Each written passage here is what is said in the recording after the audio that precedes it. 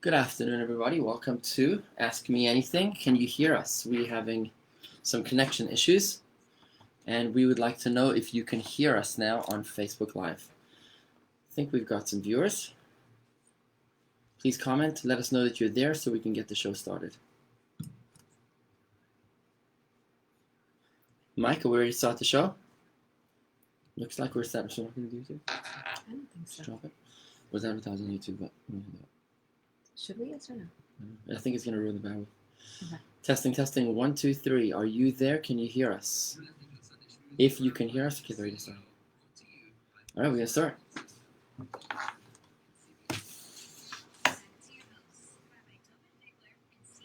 You ready? Oops. Separating the facts from the fiction and the Baba Mises from the bottom line, you're listening to the Rabbi and the Rebbitzin. Rebbitzin Chana Vigler is my wife. I'm Rabbi David Vigler of Chabad Palm Beach Gardens, and together we are hosting today AMA. It's Ask Me Anything. We're talking about a very specific topic that so many of our fellow Jews want to hear about. It's about the topic of reincarnation, the afterlife, and beyond. We are excited to share this presentation with you today, and we will be looking forward to taking your questions live on Facebook at facebook.com/Jewish Gardens. That's facebook.com/Jewish Gardens, where we look forward to taking your questions. We are looking forward today to be sharing with you 3 game-changing perspectives on life and death to help you deal with the most traumatic experiences in our lives. How you doing, Hannah? Yeah, we find that people have so many questions about and are so really, confused and lost when it comes to the topic of death. And we thought it would be very practical to discuss it a little bit. And even though it might sound a little solemn, a little like an unhappy topic, but really, it is so important to educate ourselves and to really understand the process because, death catches everybody by surprise. Even when we're prepared, we're surprised. And even the most clear thinking individual gets so lost and just the rug gets pulled from under their feet when when death approaches in their family and in their loved ones. And so we really hope that in our discussion today, we will help you get an understanding and an appreciation for this process so that, it's something that we all go through. We all go through it, whether we like it or not. We wish we didn't, but death is a part of life, and we all experience it at some point or another. And it's so important that we understand it and understand what it is and how to deal with it and how Judaism approaches it and what our philosophy is on death, on burial, and on that entire process and what death is. So we really hope we can give you a good clarity on this subject. And yes, as always, please feel free to post your questions so that we can address as many as we possibly can. So let's get right into it, and let's start with... I just want to comment, Hannah, just one thing and say that when you think about death, as a rabbi in Rebbitzin, we get to see, unfortunately, quite a bit of that. And if you've not experienced death in your immediate family or somebody close to you, I just want you to imagine how incredibly isolating it is. It is so alone. The person that has known you longer than you've even known yourself is now incommunicado. You can't connect with that person. It's your mother, it's your father, it's your beloved bubby, maybe an uncle, maybe an older sibling, maybe a younger sibling. That experience of death, we should never know, but it is the reality of life. But we do know. It is so incredibly isolating. It's something which you have to experience on your own as you lose someone so dear to you. It's like having your heart ripped out from inside of your chest. And somehow you got to carry on living and breathing and eventually learn to smile again. We want you to know that we are here for you. Myself, I'm Rabbi David, my wife, Rebbetzin Chana Vigler. We're the directors of the Chabad Palm Beach Gardens, and we won't rest until every Jew is touched. We want you to know that you're not in this alone. We're here to guide you, to help you, to hold your hand, to walk you through this. And like everything else in life, when we have a better preparation, the entire experience is a whole new experience. It's something which could actually be meaningful and maybe even beautiful. Absolutely. In certain respects. And that's what we're looking forward to sharing with you today on this Facebook live feed taking place at facebook.com/Jewish Gardens. We're actually excited to share with you that we're migrating our weekly shows after 11 years on the 3 radio channels that we've been on 1290 AM and 95.9 FM and 106.9 FM. We're migrating our weekly show to Facebook. So please subscribe to us and friend us at facebook.com/Jewish Gardens. That's facebook.com/Jewish Gardens and youtube.com/Jewish Gardens. That's youtube.com/Jewish Gardens, where we look forward to keeping up the weekly shows on social media, moving into the next frontier. And what we're looking to accomplish with you today, to achieve, is to share with you 3 perspectives, game-changing perspectives on life and death to help us deal with the most traumatic experience in our lives. And we welcome your questions right here live on facebook.com/Jewish Gardens. So let's jump into it and start with discussing what is death? What exactly is death? So I think a lot of people think, Hannah, that death is the end of the road. Yeah. They think it's lights out, it's all over. Now, what's interesting is that Hebrew is the holy tongue. Whatever something is called in Hebrew is not just arbitrary consensus. It actually speaks to the soul, to the essence, the very energy of the matter which you're discussing. So when you look at the name, if you want to understand the essence of anything, you can actually look at its Hebrew name. So how do you say cemetery in Hebrew? One name for a cemetery is a house of graves, Beit HaKvarot. It's like the end of the road. It's like the last train stop. Beit HaKvarot means a house of graves. But there's another name for a cemetery, which means exactly the opposite. Instead of meaning a house of graves, it is a house of life. Beit HaChayim, which is so counterintuitive. Why would you call a cemetery a house of life? Who in their right minds turns to the cemetery for life? But in our tradition, we know that it all depends upon your perspective. Both are true. You see, we are made up not just of our body, but also of a soul. We have a body and a soul together. Our body is a physical being. It only lives for X amount of years. But our soul is a piece of God. It lives forever. So they come together at birth. The body is invested with the soul. And together that's the life that we know. But death is the experience of the body and the soul parting ways. So the body that we've come to learn and love, hopefully love, is now being deposited back in the earth from where it came from. And for the body, it is the end of the road. It's death. It's a house of graves. But for the soul, for the piece of godliness within us, for the soul is eternal like God. The soul is forever. Now, not only is the soul alive, it's more alive than before because it's not limited to being in one place. Now it's free to soar, it's free to travel without being limited and tethered to the body. So death is really, contrary to popular misconception, death is not the end of the road. It's not lights out. It's not game over. Death is merely the parting of the body and the soul, where the body goes back to where it came from, the earth, and the soul back to the heavenly throne from where it came from. Yeah, so if you believe in the soul, if you believe that we each have a soul, you recognize that it's just part of the journey. It's part of the journey. And I think you start looking at death differently. That is death a sad thing? It's not a sad thing. It's sad because we have to now learn a new relationship with this soul that we thought we knew how to relate to them. We thought we knew how to show them love and respect and appreciation and affection.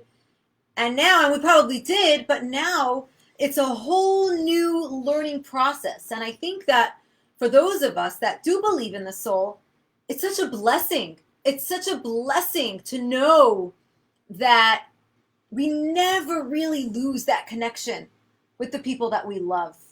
We never really lose them. We lose them the way we know them. And for that, that's very sad. We don't have their company in the same way that we've always had them. We can't hear from them in the way that they've shown us affection. But we can always still maintain a relationship with the people that we love. We just have to recognize that it's a completely new realm. And we also have to kind of understand the journey of the soul, the process of the soul. The soul is a godly piece of heaven. It's just a piece of God. And the soul really, before it even comes down onto this earth, doesn't want to come onto this earth. The soul wants to remain, and it's nice, under the sun, under the rays of godliness. It's not interested in pulling away from God and coming down into this world with so much sorrows and difficulty and working hard, and just, it's a hard life. The world is a difficult place to be in. And the soul struggles with that, and the soul doesn't want to come down into the world. And God kind of coaxes the soul into coming in and says, well, look, you have the ability to actually make this dark and terrible world into a brighter place. You have the ability to make it better with your freedom of choice. You can choose to create good relationships with people. You can choose to teach lessons, and slowly the soul acquiesces and agrees to come down onto this earth. And once it comes down into this earth, it kind of gets the hang of it, and it enjoys it, and it likes that feeling of being able to make a difference.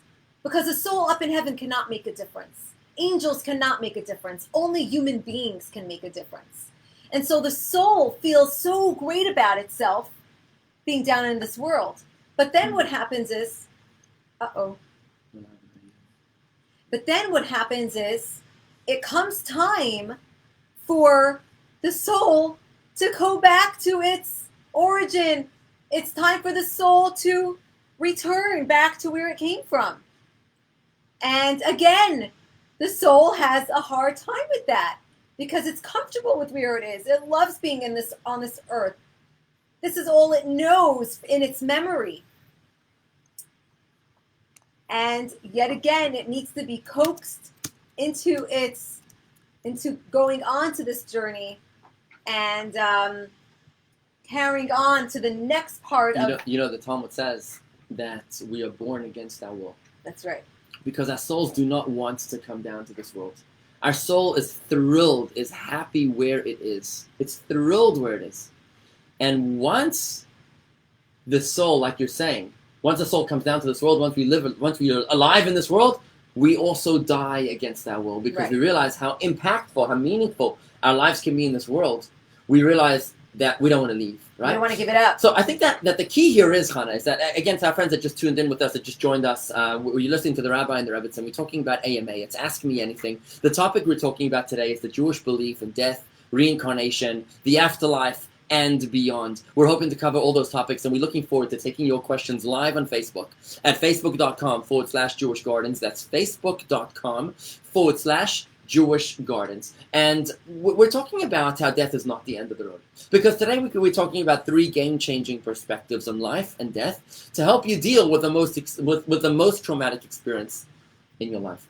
And if we can just broaden our horizons and realize that there's more to what we see. Life doesn't just begin at birth, and life doesn't just cease at death. That helps us cope as we realize that death is not just a punishment. It's not. It isn't a punishment. It is not at all a punishment. Death, as you said before, is a fact of life.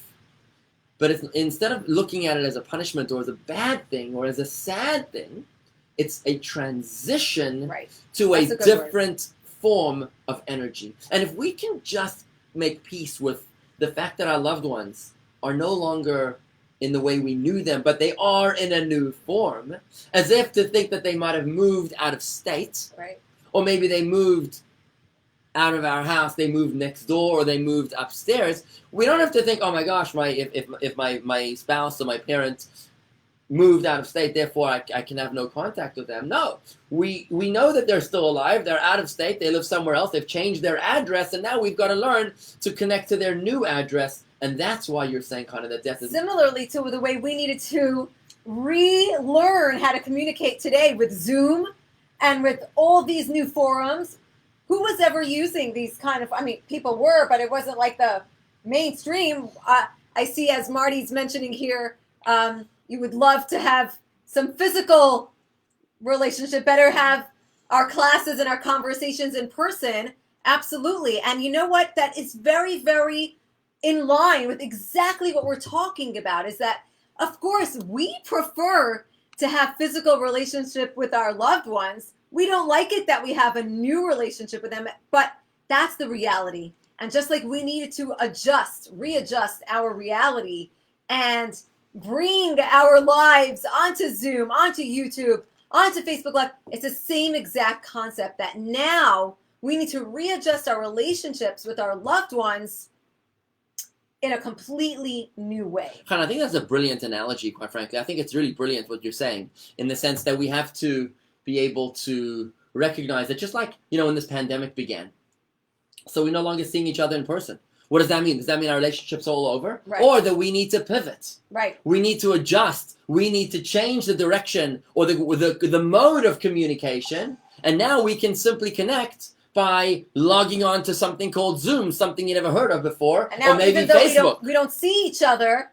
now we see, oh, you still exist. We haven't seen you in ages, but oh, you're still there, just in a different form, in a completely different format. Exactly, and that's what happens at death. It's not a terminal. It's not a final stop.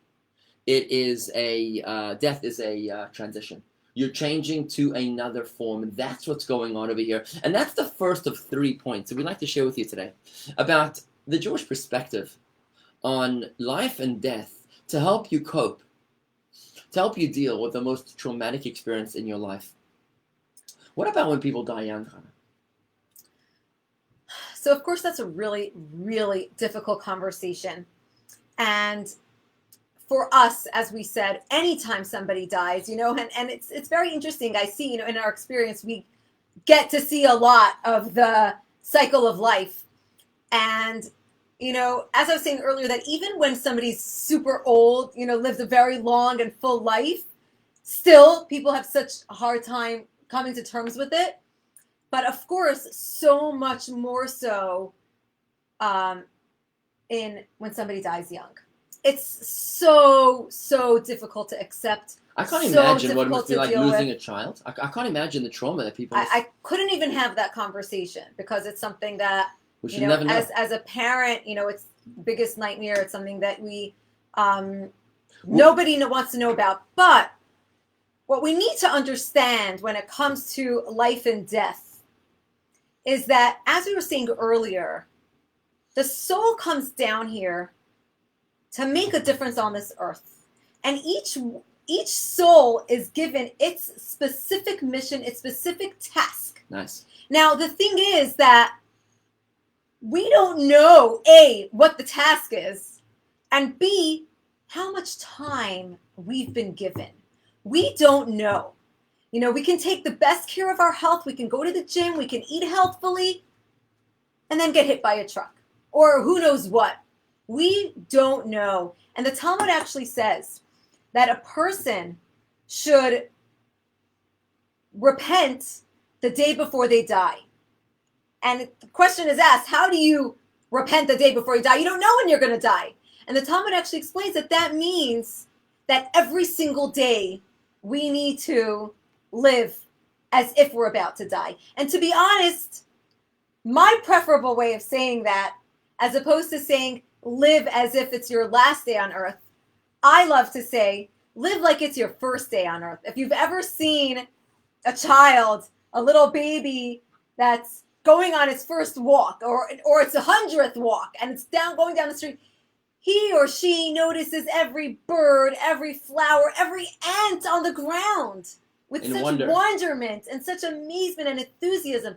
That's the way we should live. But just going back to that concept. Can I just zone in, because it was such a beautiful point that you raised. You said something so beautiful in the sense that we tend to have myopic vision. We tend to be short-sighted and see only what's in front of us. Exactly. We tend to see only what's in front of us. But the Jewish approach to life and death is that we're on this earth for a very specific mission. Each and every one of us is put on this earth for a mission, not in order to enjoy life to the max. Because if the purpose of life was to enjoy life to the max, then death would be cruel. Right. Like, why would you terminate that? Right? It's like, why, and why would some people die earlier than others? But when we realize that there's so much more than meets the eye, there's so much more to this iceberg that lies beneath the surface, what we see is just the tip of what we get. You realize that every one of us is on a specific mission. Some of us are here for bigger missions, and some of us are here for shorter missions. It's like an army. You know, when you have an army, some soldiers are sent in for the long haul, and some soldiers are sent in for just surgical strikes. They're in for a very short amount of minutes, maybe hours, and then they're out. That's not cruel. It's just that they got a mission. I like to call that the time's up doctrine. The time's up doctrine, which means from the moment that you're born, you've got a clicking timer. Yeah. You've got a countdown that's going on. God has already decided before you came down to this world exactly how much time and how much resources you'll need to be able to fulfill your specific purpose, your unique mission, the light that only you can bring to this world. How much time do you need for that? 75 years? Some people need 95. Well, it depends. And, you know, Chassidus actually teaches us that some people, some souls are brought onto this earth simply to do a favor for another person. Nothing more. That's it. But it's very interesting because divine providence needs to lead us in the direction to that person and what that favor is and bringing us there to that place. Because we don't know. We don't know what it is. We don't know. Sometimes that can take 90 years. Wouldn't it be lovely to know what our mission was? Oh, that would make it so easy. But we don't. And the fact of the matter is that as long as we can accept and embrace the doctrine of divine providence, to know that God guides every detail in the universe, and that God put us in this world, our lives are very important details of divine providence, and God put us in this world for the very specific purpose of fulfilling our mission. And you only have a certain amount of time. When that time is up, that time is up. It's not because of something you did or because of something you didn't do. Death is not a punishment. But I want to tell you something so amazing that I learned about death. Because I struggled with it so much. I mean, as we all do. I really struggled with it. But I've come to learn that just as we try to teach and we try to learn in our lifetime, death has come to teach so much as well. And you know what? I learned this about, I think it was exactly 13 years ago when there was the terrible story in Mumbai when the Chabad Rabbi and Rebbetzin were killed along with 5 others in their house, and lots of people died. It was just I was expecting Musia at the time, and I was so emotional. I was so beside myself. How could this happen? They had this little baby boy. He was 2 years old, rescued by the nanny. And I watched the entire thing play out from my computer. I was beside myself. I was beside myself for weeks. I could not get myself together. It was just so terrible for me. And I remember it was like a few weeks later when my mother actually suggested that I speak to my grandmother because nobody was able to calm me down. And I'll never forget the words she said to me. They made such an impact. And I think about them so often, and especially when it comes to this subject of death, especially when it's somebody young. She said to me, my grandmother lives in Milan, Italy, and she was getting the Italian newspaper, and she said to me, Hanale, do you know what these young people accomplished? Do you know what they were able to do in their deaths? She said, every single Italian newspaper has the word Chabad house in it. Every single Italian person picking up a newspaper is seeing those words Chabad house. Do you know what kind of turnover they were able to accomplish? And you know what? I've thought about that so much because I've realized... You're saying that they generated more Jewish pride in their death than they could in their lives. Exactly. And I've realized that because death hits us in such a hard way, because death affects us to our core, it has that ability to teach us lessons that life never could. And I know from my own experience with losing my cousin 2 years ago, which was extremely traumatic to me. Very young. She was 32 years old. She left 5 little children. It was like this. Literally, I saw her one day and she was gone the next day. It was totally out of the blue and unexpected. And I really struggled with that for a very long time as well. And then I realized once I started pulling myself out of my grief, I started to think so much about the soul and the meaning of the soul and the journey of the soul and the purpose of the soul. And I realized that, you know what, our loved ones, like we said, are still with us. And not only are they still with us once they pass on to the next world, but they're constantly sending us messages, helping us on our mission. We don't know what our mission is, but they do. And they send us little whispers and they say, go ahead and do this. Go ahead and meet that person. Go ahead and try this business venture. And we just have to be aware enough to listen to those messages and take them seriously. And so I started thinking to myself, is that a message that you hear? Or is it no, it's obviously I don't hear voices. I think then I would probably need a doctor if I heard voices. But, you know, it's just general feelings that you get drawn towards. It's a feeling. It's a sense. They find ways. Trust me. They will bring you an opportunity in front of you. They will put it in front of you. They will find ways. I know that in our community, talking to people that are with us right now on Facebook, we've connected with people through the passing of their parents. Absolutely. There's a fellow in our community. And their lives were totally changed. I never met the father, but the moment the father died, somehow we came together. It's almost, and we talk about it often, it's almost like the father brought us together. Right? And whenever we celebrate the yahrzeit in our shul, we talk about the deceased person, that somehow when they got to heaven, they made this shidduch between us and them. Absolutely. And you know what? I actually have this amazing story that happened with a friend of mine, that I met her mother, and when I met her, she said to me, please help me find a husband for my daughter. And her daughter was a classmate of mine. Please help me find somebody for him. We really got to get her somebody. She's really got to, she's got to find somebody. And, how many times do you have that conversation? So far, we had the conversation and I moved on. Literally, I think like 3 weeks later, this woman was killed in a car accident. The mother. The mother was killed in a car accident. And it was a terrible story. But it was actually a couple of years later. It didn't happen right away. But I remember where I was and I had a conversation. Anyway, I came up with this idea of somebody for this girl, and I called him, actually an Italian boy. I called him up and I made it happen. And it happened so easily and so smoothly that it was like when these two met each other, it was like, where were you all my life? They felt like they were just meant to be together. And I told my friend, and I even told the boy's mother, who I'm very friendly with as well, I said, this was your mother's doing. I had nothing to do with this. It was your mother who put that thought in my mind. It was your mother who made me do it. And absolutely, you'll see that once people pass on, it's a very interesting thing. The family generally gets to see blessings that it's been waiting for a long time. I remember when your grandmother passed away. Yeah. We were struggling for a good few years to build our shul. And Bubby knew how hard it was, and the roadblocks and the obstacles and the permits and the fundraising and the challenges and all the sorrows we were having.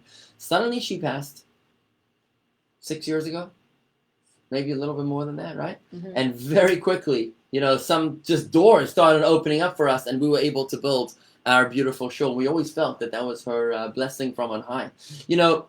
That's why we actually say when somebody dies, we'll tell the family, may they be a gute better. Let they be a good beseecher on our behalf. Because now, once you have a loved one that's in the other world, now you have connections. You got strings to pull, right? That's right. You have somebody. It's not what you know, it's who you know, right? You got somebody upstairs. Friends in high places. Friends in high places, exactly.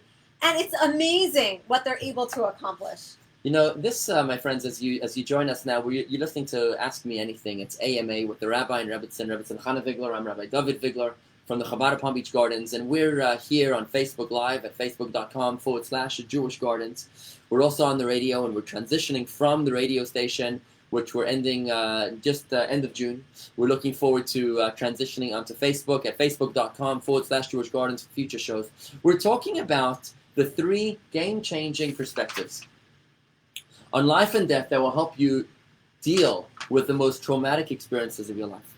So we just spoke about the second one. The second one, which is that, the first one we said was that death is not a punishment. Death is not the end of the road. Death is a transition. Death is a transition from a state of a body in a soul to a soul without the body. It's when the soul is able to be free. It's when the soul is able to soar, to fly high on its own, right? That is the first game-changing perspective. When you're able to realize that death is not a punishment, we're born with a predetermined amount of time in our lives, and when we run out of that time, that's when that's when we die, because it's all directed according to the amount of time that we need to fulfill a specific mission in this world. That's the purpose of how much time we're given in this world. But the second perspective is that our relationships do not terminate upon death. That's a very important perspective. Just like in physics, we have the law of the conservation of energy. That energy is never, ever lost. It only changes into another form. How much more so is that true of our lives, that our lives don't just end, our loved ones don't just disappear, they move on into another dimension, into another form. And the question is, if we understand how we need to communicate with them in their new reality, in their new dimension. It's for that reason that the Rebbe explained to people. It's like your loved one moved upstairs. Maybe your loved one moved out of state. So they moved out of your apartment to see them now. You can't just walk over in your pajamas. Now you got to get dressed and drive down the road in order to be able to see them. And that's how we connect with our loved ones on a spiritual plane. Through doing mitzvahs in their memory. Saying Kaddish To elevate their soul. By sponsoring a kiddush, which is a meal. Giving charity in their honor. Studying Torah. Saying Yizkor, which is the memorial service. We are able to connect with our loved ones just like in the pandemic.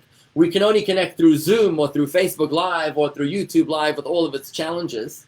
So too, when our loved one passes away, it's much like the pandemic. We now have to connect in a virtual relationship instead of what Marty called earlier, a corporal relationship. So Andy's actually asking a really interesting question. He says, I get the acceptance of death as a continuation of the soul's existence.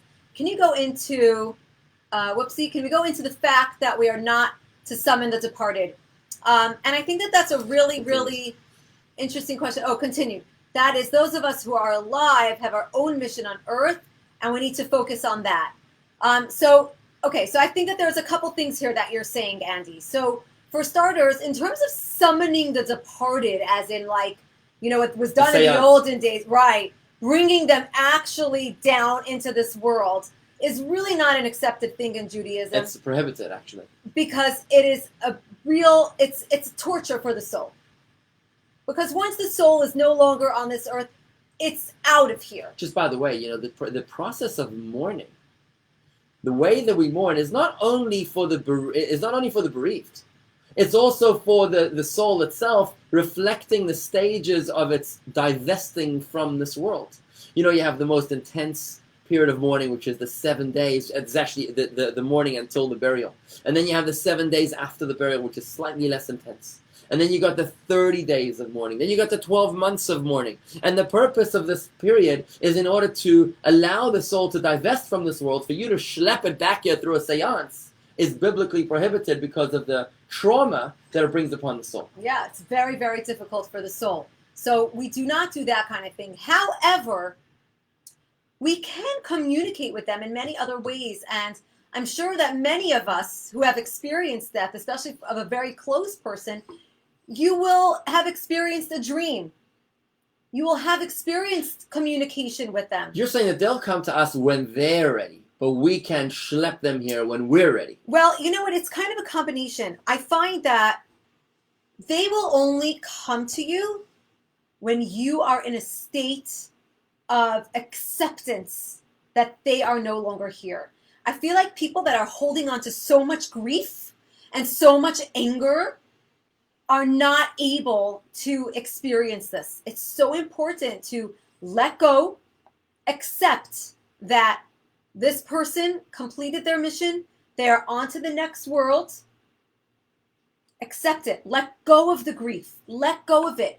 The minute we do that, and we just relax and we calm ourselves down, it is amazing how they find ways to connect with us. And I do find that, yes, they come in a dream, and these dreams feel so real that it feels like we just spent time with them, and they will tell us things in those dreams that we need to know.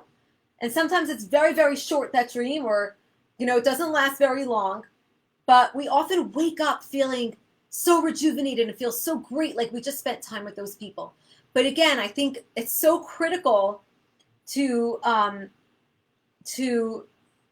let go of that grief. And I feel like I learned all of this, and I learned so much about the soul and about life because I lost my cousin at a young age, because it was traumatic to me. It made me look into it. It made me dig deep and find out. And I feel like it's led me on my journey as a Rebbitzin, as a teacher, as a guider. I feel like I have more clarity and I have more understanding, and I'm able to help others because of that. But to Andy's point, I just want to agree and validate what you're saying, that we have our mission on this earth, and that we're not supposed to know exactly what that mission is. We're supposed to, if we knew exactly what the mission is, we'd lose our freedom of choice. Right? Absolutely. We're supposed to work it out, groping in the darkness on our own, overcoming the obstacles and the challenges in our path. For us to summon people from the other world, from the next world, from heaven, and bring those people down to this earth would be a big problem in terms of maintaining. But they would never divulge. They would never divulge. There are certain things that they'll tell you. It's interesting. They might tell you, meet this person. They might tell you that. You don't necessarily know why. And we also have that choice to think, oh, it was just something silly, it was just a dream, or take it seriously. And Marty here agrees with you, Chana. He says that our souls, he certainly has had that experience with his departed loved ones. Such a wonderful feeling when he wakes up the next morning. It really is. I had that feeling with my cousin, where we just spent a whole day together, and we were back to being like 12 years old, and we spent an entire day together, and it was just the most beautiful thing. And then I woke up, and I was like, what? That was just a dream, and I was horrified. But it turned out it was actually her birthday, so it was. That was nice. Yeah. So if you just tuned in, you're listening to AMA. It's Ask Me Anything with the Rabbi and Rebbitzin, Rabbi David and Rebbitzin Chana Vigler, together with the directors of Chabad Palm Beach Gardens, and we're talking about death, reincarnation, the afterlife, and beyond in Jewish thought. We're welcoming your questions here live on Facebook at facebook.com/Jewish Gardens. We're talking today about 3 game-changing perspectives on life and death that will change the way you relate to the most traumatic experience in your life. And we've spoken so far about 2 of them. 2 out of the 3. We've spoken about how death is not the end of the road. It's not game over. Death is merely a transition where the soul is now free to go back home, to go back to God from where it came from. And the second The second perspective that we mentioned is that when it comes to our loved ones, they don't just disappear and stop feeling or connecting or having any relationship with us. They continue to care for us, to worry about us, to enjoy in our joys, and to worry about our anxieties, and to be able to serve as an advocate on high, to connect it to help us and guide us. And that relationship continues just on a whole different plane. Whereas before you might have sent milk and cookies to your mother, now what you'll do is send a kaddish, send some tzedakah, send a mitzvah, send some Torah to be able to connect with your loved one. We just want to make sure before your point, Chana, that we have to get to the third point eventually, which is the one about reincarnation. But go ahead. Yes. Just to go back to that point about the mission in life, is that a really great way or a great hint as to what our mission is in life is to think about what is most difficult for us. Because normally that which is most difficult for us is our mission. The people that we struggle with the most to have a relationship, likely our mission is to have a relationship with them. Giving tzedakah might be so easy for one person, a huge struggle for somebody else. That is likely their mission.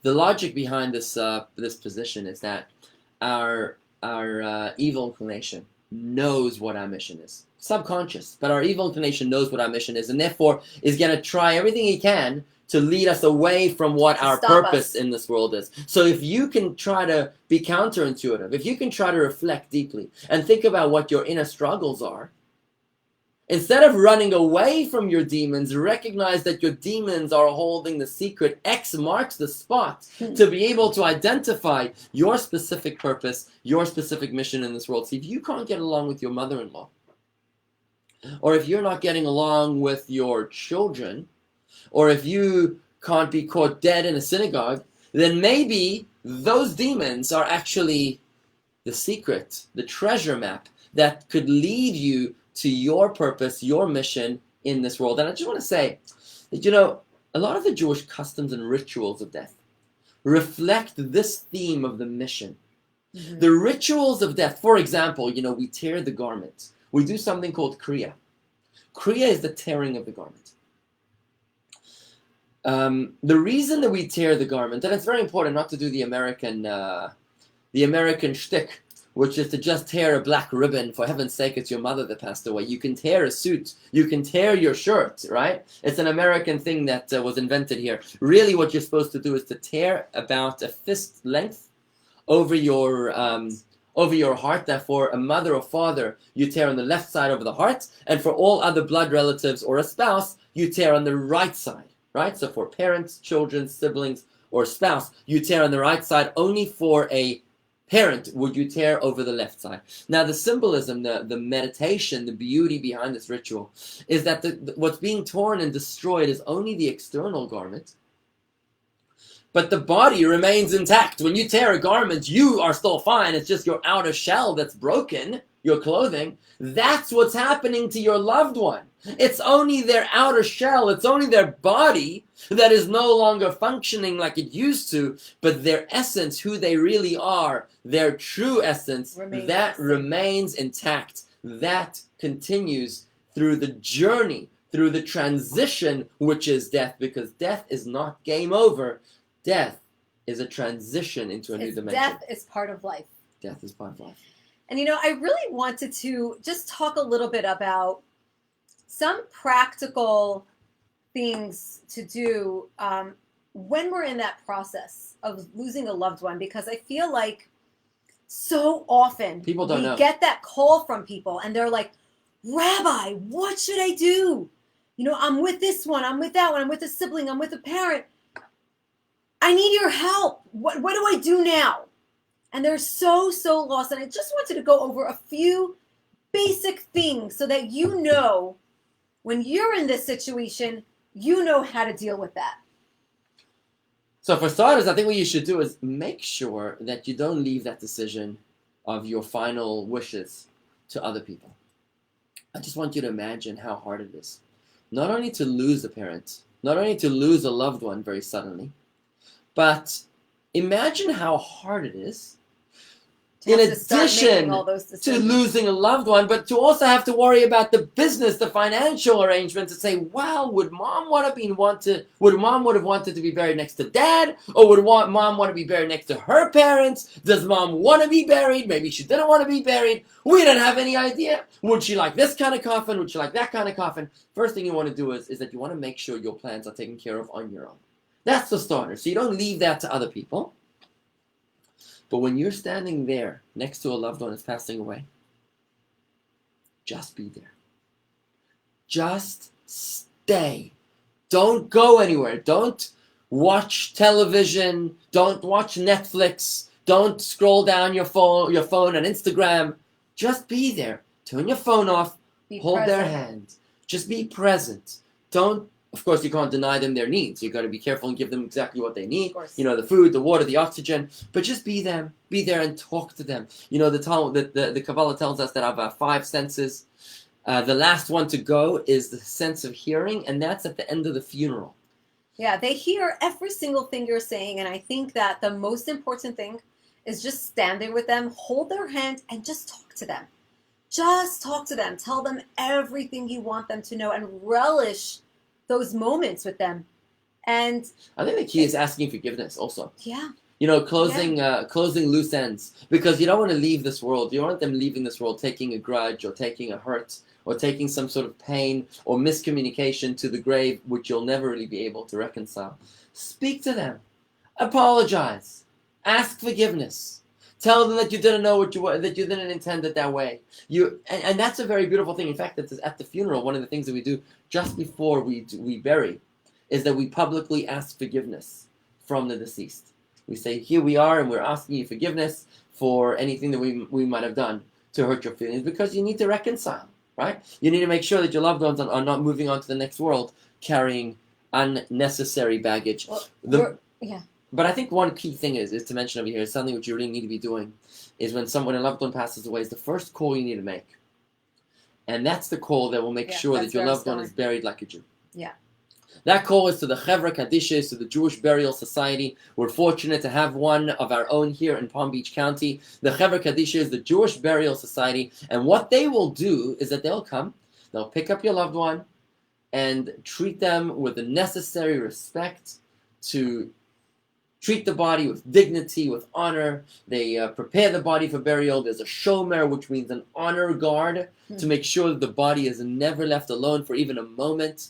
They don't speak anything unrelated to the deceased in its presence. They purify the body ritually all the way through to the burial, which takes place as soon as possible. Just 2 more things in terms of preparation, before burial, while the person is still alive. 2 things. Number 1, you can always say Tehillim, say the Psalms. If you don't know them, if you don't have a book, you can go online, you can find them.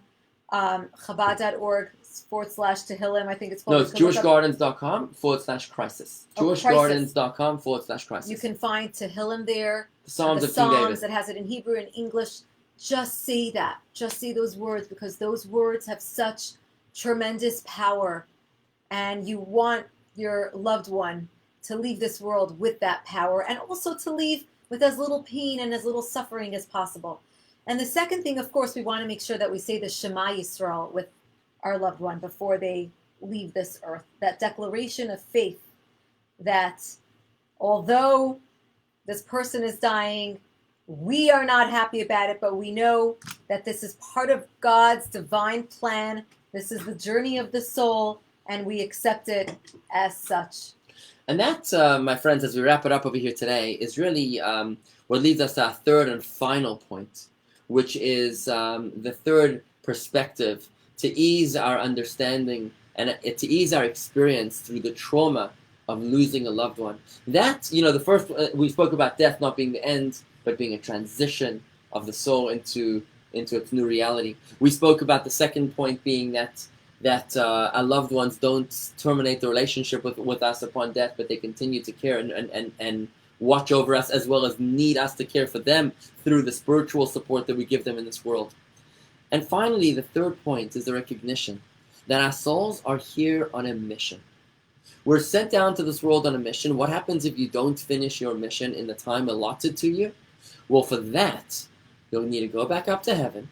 And in heaven, they'll say that you need to come back down to earth in what we call Gilgul Neshamot, the reincarnation of souls, where a soul needs to come back to this world, not for an endless form of recycling, but for a very specific purpose. We're sent down to this world until we can finish the mission for which we were sent down to this world in the first place.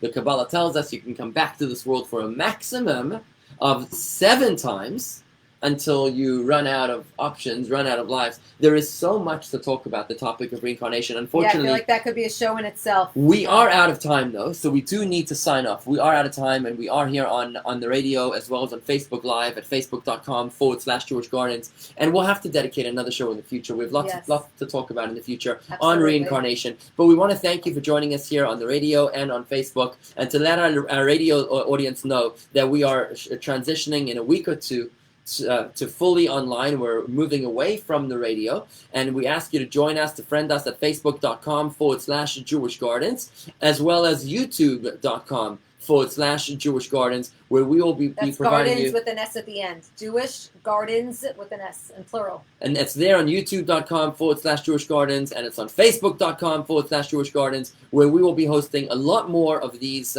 live Torah presentations, live Jewish presentations, taking your questions and hopefully nurturing your souls to bigger and higher and greater horizons. Yes, and we welcome your suggestions. Please send them forward if you want to share topics that you'd like to hear us talk about, things that perplex you, things that you've been wondering about, things that you would like to know about. It would be our honor and our privilege to discuss them with you. We love spending this time with you.